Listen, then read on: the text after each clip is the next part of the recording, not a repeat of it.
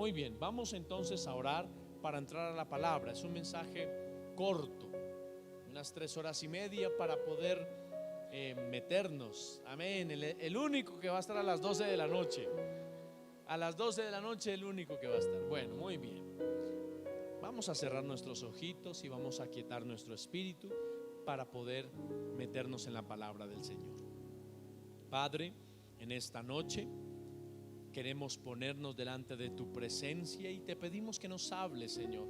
Háblanos, porque hemos venido aquí para recibir un consejo, Señor. Que no sea yo hablando mis propios intereses, ni mis tácticas, ni mis estrategias, Señor, porque no servirán de nada. Que sea yo hablando tu palabra de Dios.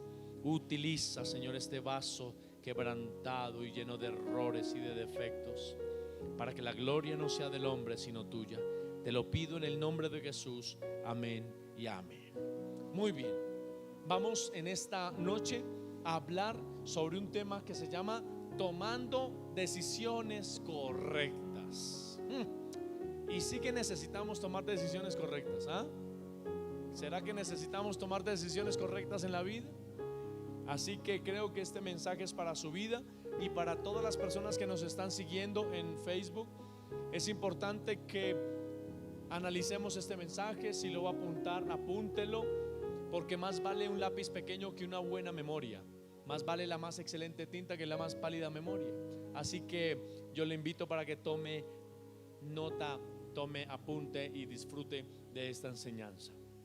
Abra su Biblia en Hechos capítulo 7, por favor. Hechos capítulo 7. Vamos a hablar de Moisés. Pero luego Moisés no está en el Éxodo, diría alguien. Bueno, vamos a mirar qué nos dice el libro de los Hechos, capítulo 7, verso 22. Tomando decisiones correctas. Tomando decisiones correctas. Hechos capítulo 7. ¿Quién escribió el libro de los Hechos? Lucas. Muy bien. Luca o Lucas, ¿se acuerdan? Luca o Lucas. Porque para el griego es Lucas, para el hebreo es Luca. Pero para el griego, cuando un nombre termina en vocal, entonces creían ellos, lo asimilaban de que ese nombre era femenino.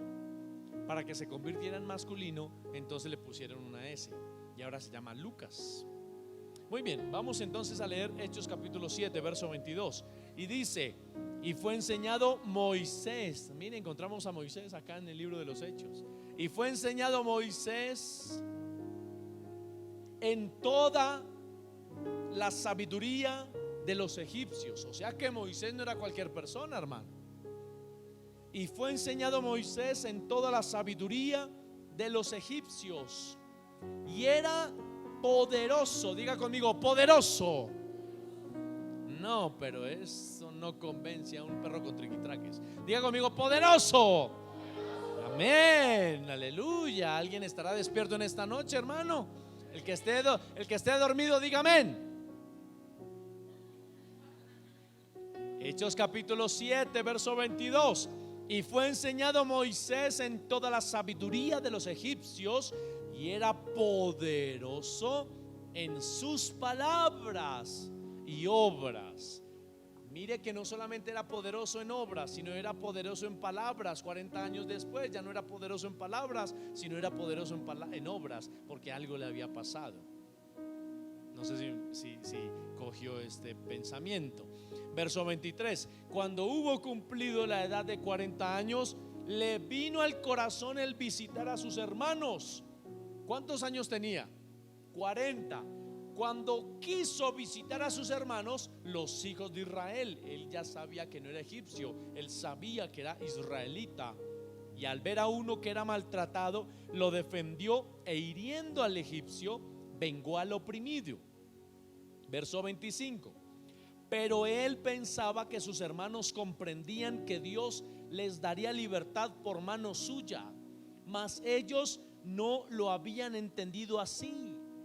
Y al día siguiente se presentó a unos de ellos que reñían, que peleaban entre sí, Y él como que los quería poner en paz, diciendo: varones, hermanos sois, ¿por qué? ¿Por qué se pelean el uno al otro? 27. Entonces el que maltrataba a su prójimo le rechazó, diciendo: ¿quién te ha puesto por gobernante y juez sobre nosotros? ¿Quieres tú matarme como mataste ayer al egipcio? Al oír esta palabra, Moisés huyó y vivió como extranjero en tierra de Madián, donde engendró ¿cuántos hijos? 2 hijos. Amén. Así que miren, mis hermanos, para acá un momentico, por favor. Moisés no era cualquier aparecido, hermanos. Recuerden que su mamá y su papá habían recibido la noticia que el faraón había dado la orden que todo hijo varón que naciera de los israelitas tenía que ser muerto, porque estaban creciendo como una plaga, según él, y tenían que cortar esa plaga. Entonces había lanzado un edicto: todos los soldados egipcios iban casa por casa, niño menor de 2 años lo mataban. Cuando Jocabé tuvo a este niño, dijo: a mi hijo también lo van a matar, y entonces yo qué voy a hacer, lo voy a meter en una canasta, lo voy a calafatearla de brea y lo voy a mandar por el río, y que Dios tenga misericordia de él. Luego la hija del faraón lo toma y lo empieza a educar. Le pone nombre Moisés porque Moisés significa el sacado de las aguas, y lo empieza a educar, pero lo educa conforme a los principios, a la cultura, a los pensamientos de egipcio o de los egipcios, que en ese momento era la potencia mundial. Así como Babilonia fue en su tiempo, como Grecia fue en su tiempo, como Roma fue en su tiempo. En el tiempo de los egipcios, ellos eran potencia. Así que Moisés estaba destinado a ser un tremendo faraón. Pero la historia diría lo contrario, porque como las abuelas dicen, la sangre tira. Y él sabía, porque también su mamá, haciéndose pasar por una sirvienta que le quería dar pecho a ese niño que no conocía, pero ella sabía quién era, mamá también empezó a educarlo. Y mientras los grandes maestros se dedicaban largas horas a inculcarle a Moisés las matemáticas, cálculo, trigonometría, geografía, filosofía, química, física, todo, él por un lado, mamá le enseñaba que él era hebreo. Y entonces por un lado tenía mucho conocimiento, pero por otro lado él sabía que no era egipcio y que tenía un plan diseñado por Dios, y él iba un día a ser el salvador del pueblo de Israel. Me imagino que a la edad de 40 años el muchacho ya era grande, ya era fornido, y el hombre ya tenía unos pensamientos, ya tenía la estructura de conocimiento que habían plantado sobre él, pero en su corazón estaba el deseo de ser un libertador. ¿Y por qué estamos hablando de tomando decisiones acertadas? Porque Moisés no tomó la decisión acertada. Aunque Dios lo había llamado para ser el libertador, no era el tiempo. Y ahí es donde nosotros fracasamos en nuestros negocios, porque aunque Dios nos ha llamado a hacer muchas cosas, quizá todavía no es el tiempo de hacerlas. ¿Cuántos dicen amén? Por eso es importante conocer los tiempos, amados, porque si yo no conozco los tiempos, voy a fracasar. Moisés, hermanos, díganme una cosa: ¿Moisés no fue libertador de Israel? ¿Sí o no? Pero no era el tiempo. Y cuando él se quiso poner en él mismo, mire para acá, no se me distraiga, cuando él quiso ponerse sobre él mismo la túnica de Salvador, le quedó grande. ¿Por qué? Porque no era el tiempo. Sus espaldas no estaban soportando esa túnica. No había una autoridad, el clima no estaba propicio, la atmósfera no estaba propicio, el ambiente no estaba propicio. Y cuando yo tengo que hacer algo fuera de tiempo, entonces cometo errores. Hermano, mire un momento. El campesino tiene que conocer los tiempos para poder sembrar. Usted nunca va a ver a un campesino que siembre café fuera de tiempo, a destiempo, porque sabe que la tierra no le va a producir. Es la semilla, la misma semilla, es la misma tierra, es la misma agua, pero si no es el tiempo, no va a producir fruto. Entonces, el campesino es un entendido en los tiempos para poder producir. Sabe que si siembra en verano va a fracasar, porque en el verano los días son más largos, hay más sequía. ¿Por qué los días son más largos? Porque el sol sale más temprano y se acuesta más tarde. Entonces los días son más largos, hay más sequía, no va a haber tanta agua, la tierra está resquebrajada. Entonces él no va a sembrar en verano, porque sabe que si siembra la semilla va a producir pérdida. Por el contrario, si el sembrador, si el campesino va y siembra en donde hay invierno, él sabe que también va a fracasar. ¿Por qué? Porque en el invierno los días son más cortos y puede que vengan las heladas, y puede haber exceso de agua, de lluvia, vienen las inundaciones. Entonces, si él siembra ahí, también va a perder. Él tiene que conocer los tiempos, cuándo es verano, cuándo es invierno, cuándo es primavera, cuándo es otoño. Cuando la persona sabe el sembrar, ahí va a haber victoria y bendición. Amén. Otro tipo de campesinos mira no solamente los astros que Dios ha puesto para dar no solamente la luz al planeta Tierra, sino que para dar las señales. Dice Génesis capítulo 1 que Dios puso el sol, la luna y las estrellas no solamente para dar luz, sino para hacer señales. Señales. Por ejemplo, el campesino ve la naturaleza también. Cuando el campesino sabe que la luciérnaga, esa que produce luz, empieza a oscurecerse y no alumbra, es porque viene otra estación, viene el invierno, y entonces ella no está alumbrando. Ahí no hay que sembrar. Cuando los animales se resguardan, cuando los animales salen, cuando el árbol empieza a florecer, cuando el árbol empieza a secarse, el campesino conoce los tiempos. Él sabe cuándo tengo que sembrar, cuándo no, porque si no mi pérdida va a ser grande. Por eso nosotros tenemos que tomar decisiones acertadas a la hora de tomar una decisión, valga la redundancia, porque si no nuestra pérdida va a ser grande. ¿En qué momento tengo que invertir? ¿En qué momento tengo que trasladarme de ciudad? ¿Cuándo tengo que casarme? ¿Cuándo tengo cuándo tengo que trabajar? ¿Cuándo tengo que discipularme? ¿Cuándo tengo que levantarme a trabajar? Si no tomamos decisiones correctas, siempre andaremos de tumbo en tumbo, y entonces nuestra vida andará de fracaso en fracaso, perdiendo la semilla. Porque la semilla se ha utilizado para sembrarla. El pan es para comer, pero la semilla es para sembrarla. Si nosotros conocemos los tiempos, entonces vamos a ser hombres y mujeres de bendición. Amén. Ahora miren para acá un momento. Está en los tiempos, está el Cronos y está el Kairos. ¿Cierto que sí? El Cronos me habla del tiempo natural, que está establecido por milenios, por siglos, por años, por meses, por días, por minutos, por horas, por segundos. Ese es el Cronos en donde yo me muevo. Dios me puso en un tiempo, Dios me puso en un Cronos. Pero hay otra medida de tiempo que se llama el Kairos. Y en ese Kairos, mis hermanos, yo tengo que aprender a vivir.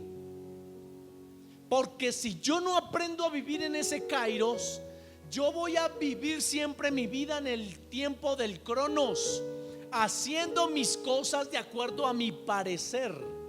No voy a identificar el cronos de Dios, porque estoy metido en mi cronos, y no voy a identificar el kairos de Dios. ¿Qué es el kairos de Dios? El kairos de Dios, mis amados, es un momento adecuado para hacer algo. Es un tiempo específico para hacer algo oportuno. Es un momento en donde las cosas especiales suceden por sí solas. ¿Por qué? Porque yo me metí en el kairos de Dios, y en ese kairos hay un ambiente para que todo salga a mi favor. Salmos capítulo 31, perdón. Salmo capítulo 31. Salmo capítulo 31, verso 15. Mire lo que dice la Biblia. En tu mano están mis tiempos. Oiga, mire esto tan tremendo. En tu mano están mis tiempos. Hasta ahí nomás. Amén. ¿En tu mano qué, hermanos? Está el tiempo cronos, que es donde Dios me puso a vivir acá, y está el tiempo kairos, en donde Dios quiere que yo me mueva. Amén. Ricardo, si quiere, ayúdeme con la niña en la escuela dominical. ¿Listo, Ricardo? Ayúdame con la niña en la escuela dominical. Muy bien, gracias. Vuelvo y se lo repito. Dios nos puso, muchachos, miren para acá. Dios nos puso en el cronos para que podamos vivir. Pero Dios quiere que vivamos en el kairos.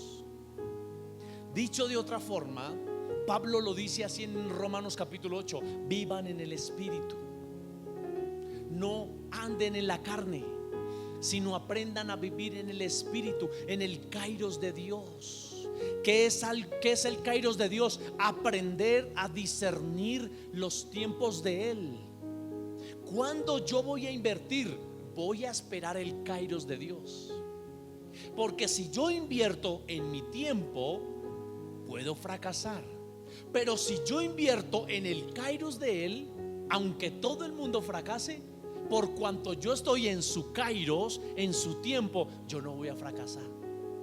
Porque yo quiero que ustedes visualicen como que cuando uno está en el cronos, es como cuando una barca entra en el medio del mar y allá hay una tormenta, unas nubes negras, y yo me puedo meter allí. Puede que pase, como puede que no pase. Pero cuando yo estoy en el kairos de Dios, es como si me meto a un lugar en donde solamente es un cielo azul y todo funciona a mi favor.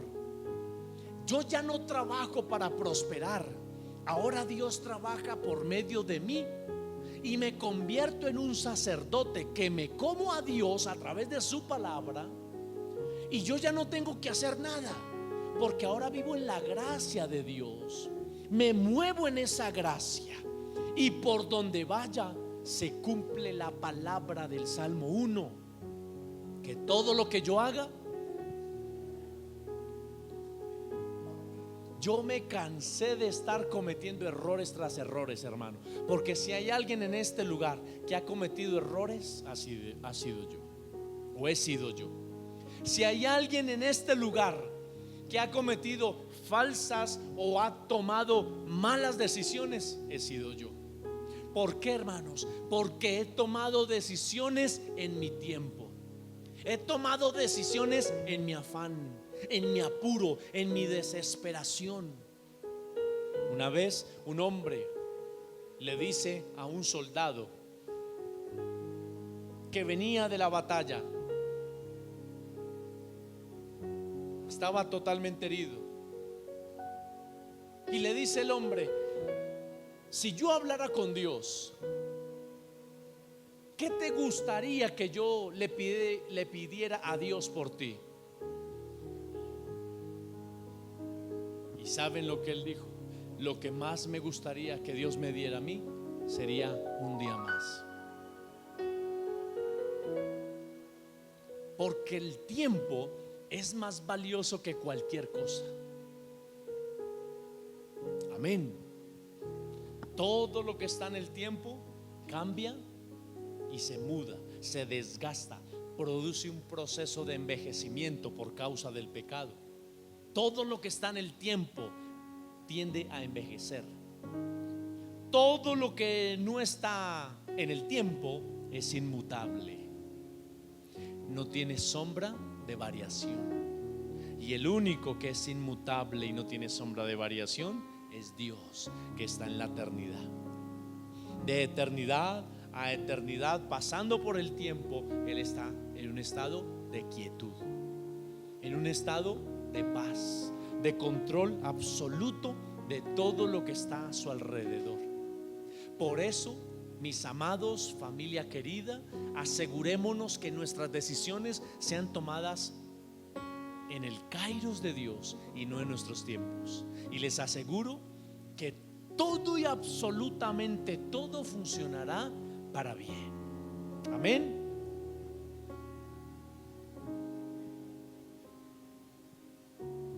Ahora, ¿cómo tomar buenas decisiones? Bueno, pastor, muy bonita la palabra, pero ¿cómo hago yo para tomar buenas decisiones?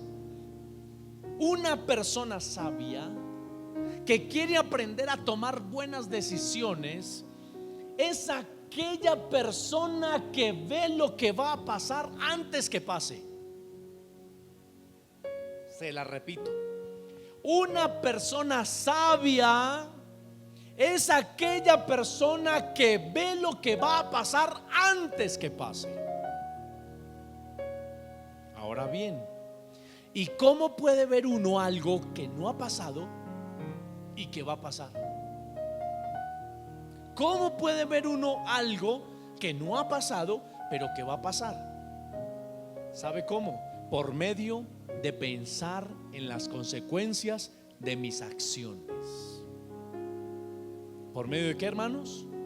De pensar en las consecuencias de mis acciones. Ahí hay sabiduría. Cuando yo me antepongo al futuro a través de una decisión, yo sé que es bueno o es malo para mí. ¿Por qué? Porque yo voy a pensar desde ya cuáles son las consecuencias que me va a tomar la decisión que tome hoy. Entonces, en el futuro, yo voy a pensar con la ayuda de Dios, yo voy a asimilar cuáles son los resultados que me va a generar la decisión que tomé hoy. Entonces, me explico. A mí no me gusta estudiar, pero si yo me meto a la universidad a estudiar, entonces yo tengo que pensar: a mí no me gusta estudiar, no me gusta leer, no me gusta coger un libro, pero ¿qué va a pasar después de 5 años? ¿Será que mi calidad de vida mejorará? Puede que sí. Si yo estoy de la mano del Señor y si estoy en el kairos de Dios, si yo termino de estudiar y soy un profesional, me va a ir bien. ¿Qué pasa si en 5 años, de aquí a 5 años, ahorro para mi casa o mi apartamento? ¿Qué va a pasar? ¿Qué va a pasar? Entonces yo tengo que anteponerme a las decisiones del futuro. Muy posiblemente en 5 años ya tendré un buen dinero para comprarme una casa o para dar la cuota inicial. ¿Qué pasa si una mujer está embarazada y quiere abortar? Tiene que pensar en las consecuencias del aborto. Entonces, a los 9 meses, ¿qué va a pasar? ¿Qué pasa si aborta mañana? Se puede morir. ¿Qué pasa con el sentimiento de culpa? ¿Qué pasa si no lo hace? Todo eso lo tiene que pesar. ¿Qué pasa si yo me retiro del trabajo simplemente porque me regañaron o porque me insultaron o porque me llamaron la atención? Y yo, como soy orgulloso, entonces no me gusta que me regañen, entonces me voy a retirar. Mañana paso la carta de renuncia. No, así no son las cosas. Porque nosotros tenemos que tener una vida trascendental.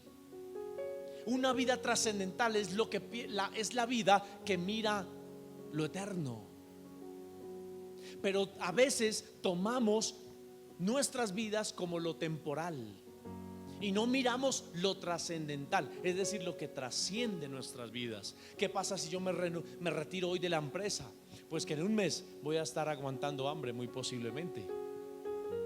Entonces, más bien, yo miro que a futuro la cosa está muy difícil, yo tengo un trabajo asegurado. Más bien, entonces, si me regañaron por un error, voy a mejorar mi actitud, voy a mejorar mi trabajo, voy a empezar a hacer algo, una milla extra, así como me lo recomienda Jesús. Voy a hacer mejor y con eso guardo mi trabajo. En un mes, ¿sabe qué va a pasar? En un mes, cuando pasen los 30 días, usted va a decir así: donde me hubiera retirado. No, Dios mío, gracias. Hace 30 días, donde hubiera cometido la brutalidad, la estupidez, la tontería de retirarme, hoy estaría entregando el apartamento, hoy estaría vendiendo el carro. Amén. ¿Qué pasaría si yo me caso con esta mujer o con este hombre? ¿Qué va a pasar? Tengo que visualizarme. Como que ronca, como que no ronca. A mí no me gustan los ronquidos. Por eso me fui de la casa, porque mi papá y mi mamá, esos roncaban y volteaban la casa a ronquidos. Y ahora esta mujer como que ronca. Yo no lo voy a aceptar, porque en un año estoy que me separo, a menos que le haga una cirugía. Pero si no tengo plata para la cirugía, entonces mejor no me caso. O si no, voy a vivir un martirio, a menos que compre unos tapones y ahí me aguanto la cuestión. Entonces todo eso lo tengo que pensar. ¿Qué pasa si me compro un carro? ¿Cuánto me gano yo? Bueno, yo me gano 1 millón. Bueno, entonces yo me quiero comprar el carro de 80 millones y me gano 1 millón. Y el banco ya me aprobó el crédito por 80 millones. Me dice que me dan el 100% de crédito. Wow, eso es muy tentador. El banco confía en mí. Si yo me muevo por una vida de ilusiones, una vida temporal, voy a agarrar ese carro, ese préstamo, y le aseguro que a los 2 meses lo estoy entregando. ¿Por qué? Porque no puedo pagar, porque tengo un sueldo mínimo. Y entonces no me puse a mirar lo trascendental, sino mis emociones, mis sentimientos por oler a rico un carro nuevo. Pero si yo empiezo a mirar lo que viene, yo digo: un carro de 80 millones no me sirve, porque voy a dejar de pagarlo, no alcanzo. Me voy a empezar con un carrito de 6, 7, 8 millones. Dios me va a ayudar, Dios me va a bendecir, voy a mejorar la calidad de vida, no voy a quedar tan endeudado. Es mejor echarle 20,000 pesos a un carro de 7 millones y no 200,000 a un carro de 80. Los impuestos, el mantenimiento, todo eso lo tengo que mirar a futuro. Cuando una persona hace eso, hermano, no va a tener que lamentarse en el futuro, tomando buenas decisiones. Romanos capítulo 5, por favor. Mire lo que dice la Biblia.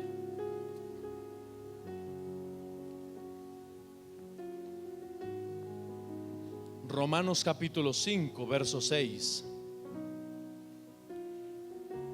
Porque Cristo, cuando aún éramos débiles, a su tiempo, diga conmigo, a su tiempo,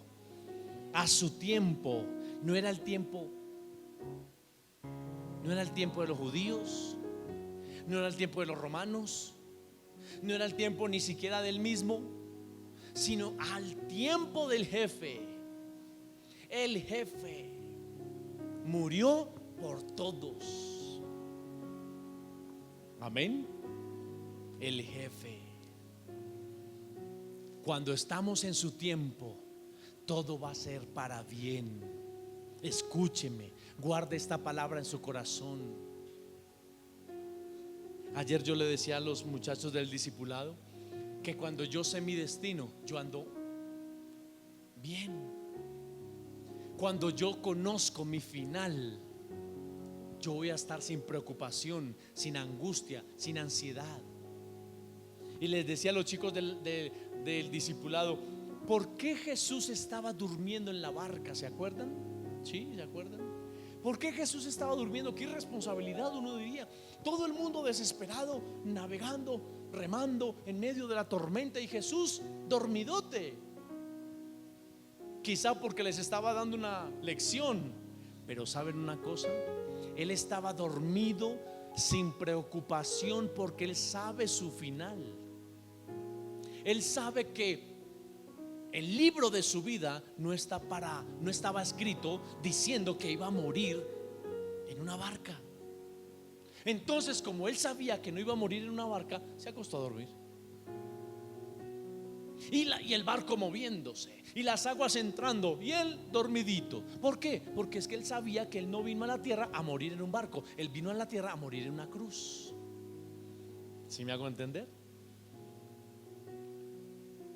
Cuando usted y yo sabemos el destino nuestro, vamos a estar tranquilos, porque Dios tiene control de nuestras vidas. Él las tiene en el hueco de su mano. Él nos cuida como la niña de sus ojos. Él pelea la buena batalla. Él es el Jehová de los ejércitos, y Él quiere que sus hijos crean que por encima de todas las cosas Él va a pelear por sus hijos. ¿Cuántos dicen amén? Denle un aplauso al Señor, por favor.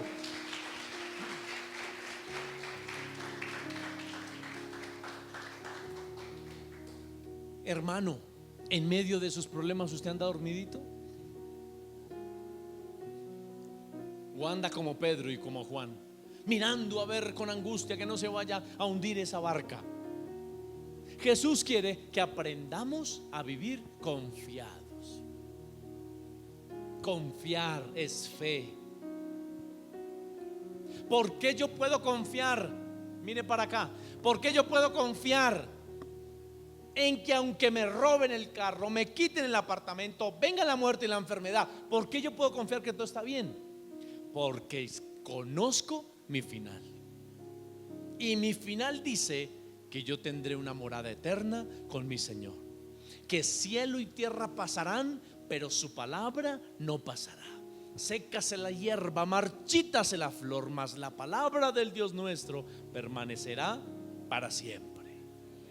Y entonces cuando yo sé que mi Redentor vive y que Él ha prometido pelear por mí, si yo me meto al abrigo del Altísimo, hay una promesa para mí. ¿Cuál promesa? Que voy a habitar debajo de sus alas, y que en sus alas estaré seguro. Y aunque vengan a rematarme el apartamento, pues no me importa, porque yo ya sé mi final. Mi final es lo que dice la palabra de Dios, que aunque venga el malo y caerán a mi lado 1000 y por acá otros tantos, pero a mí no me vendrá el mal, porque yo conozco a quien ha creído. Yo sé quién es Él en mi vida. Y que si esos 3 muchachos de Babilonia pudieron responder como respondieron, como yo no voy a responder también. Si Jehová me salva, yo no me preocupo, porque Jehová me salva. Pero si no me salva, Él seguirá siendo mi Dios, porque estoy tan enamorado de Él, estoy tan tragado de su presencia, estoy tan enamorado de Él, que no me importa cómo Él me trate. Yo simplemente lo voy a adorar. Proskuneo. El perro que lame la mano del amo se llama proskuneo. Al perro no le interesa si el amo, después de que el perro le lamió la mano, le pega un patadón, lo quita de la comida, le quita el agua, lo mete, lo saca a la calle, lo humilla. No. Usted trate mal a un perro y luego lo trae con comida, y él vuelve y le lame la mano al amo. Eso se llama proskuneo. La verdadera adoración consiste en poder levantar las manos al cielo, levantar un corazón, pensamientos, todo al Señor, independientemente como estemos viviendo. ¿Por qué? Porque conozco mi final. ¿Cuántos dicen amén?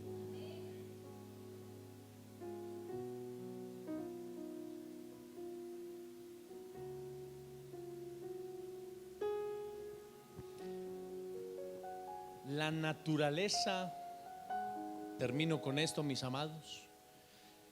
La naturaleza del Kairos es diferente a la naturaleza del Cronos. La naturaleza del Cronos es cuantitativa. La naturaleza del Kairos es cualitativa. En la naturaleza donde yo vivo, que es el Cronos, me miden por lo que tengo y por lo que hago. En cuanto más tenga y más posea, yo soy un exitoso.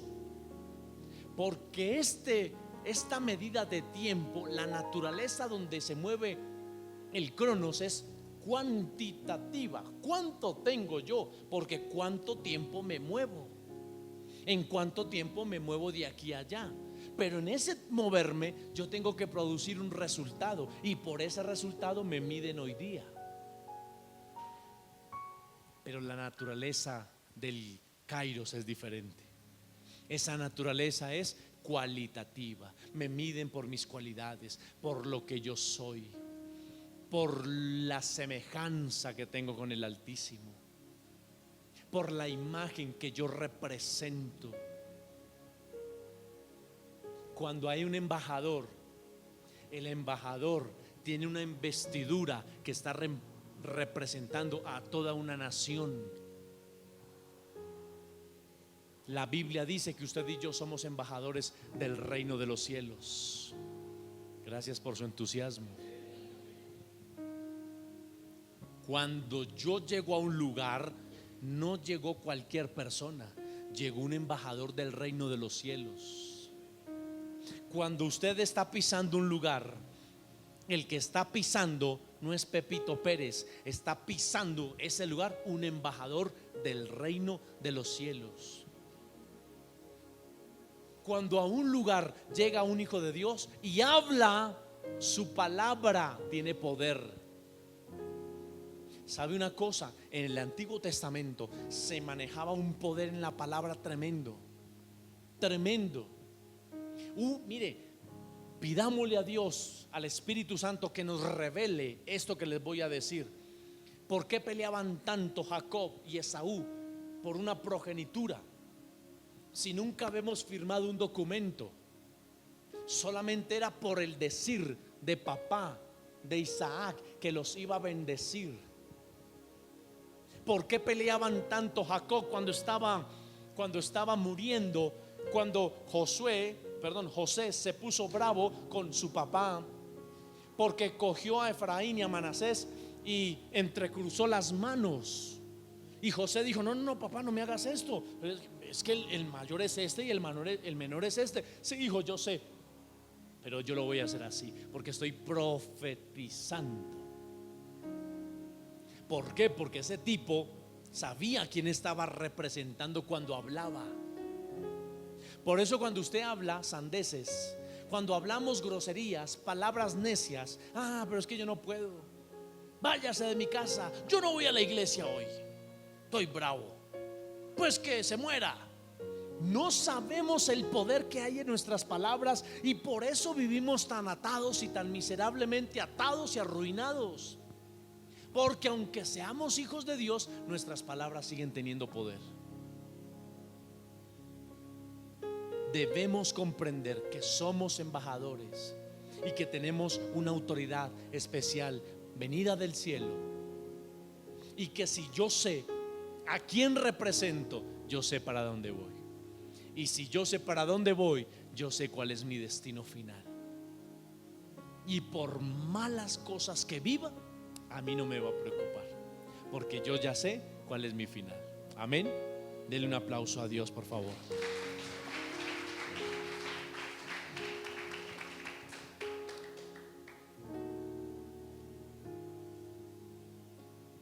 ¿Sabe una cosa? Dios quiere bendecirnos,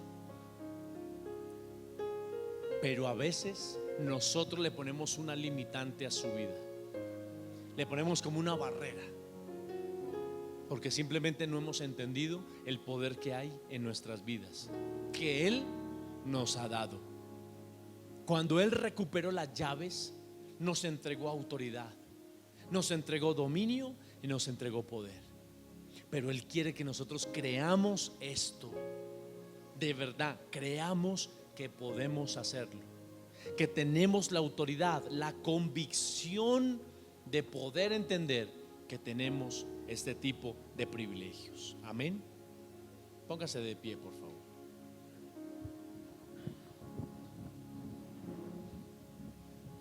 Vamos a salir de este lugar. Espero que esta palabra haya calado en lo más profundo de su corazón, en lo más profundo de sus sentimientos, de sus emociones, de sus pensamientos, de su conciencia, que haya entrado al sótano de la personalidad, que se meta en el inconsciente, en el subconsciente, que esta palabra recorra sus huesos, sus venas, sus arterias, y que a partir de hoy empecemos a tomar buenas y correctas decisiones. Amén. Padre, en el nombre de Jesús hago esta oración. Te pido, Señor, que a partir de hoy todos los que estamos acá podamos empezar a tomar buenas y correctas decisiones. Te pido, Señor, que podamos entrar al tiempo tuyo, Señor, al cronos, al kairos, en donde podamos comprender que tú tienes grandes cosas para nosotros. Ayúdanos a vivir en el espíritu y no en la carne. Ayúdanos a comprender qué es lo que tú quieres para nosotros. Que ese kairos se vuelva una parte importante en nuestras vidas. Ayúdanos a entenderlo. Ayúdanos que cuando estemos tomando decisiones podamos empezar a entender qué es lo que viene como consecuencia de las decisiones que tomemos hoy. Gracias, Señor. Salimos de este lugar, pero no de tu presencia. Y oro para que esta iglesia, todos los que estamos acá, nunca más volvamos a equivocarnos tomando decisiones erradas, sino que por lo contrario podamos andar de tu mano, cogidos de tu mano, acertando y viviendo una vida de victoria y de bendición. Gracias, Señor. Amén y amén. Denle un aplauso a Dios, por favor.